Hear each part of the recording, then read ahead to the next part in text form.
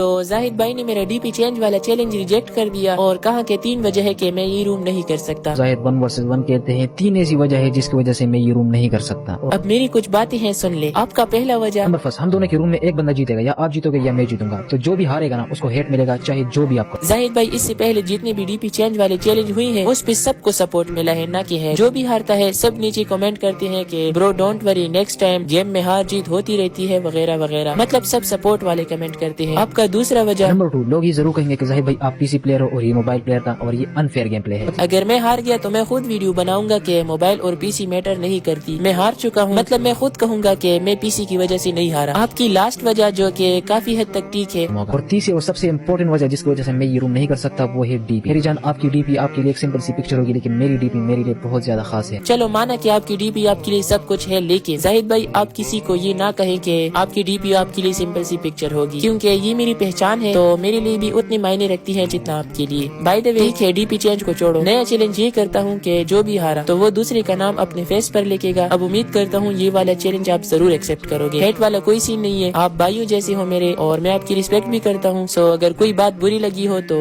I am really sorry. Reply का wait रहेगा। अपना बहुत सारा ख्याल रखना, चलता हूँ, अल्लाह हाफिज।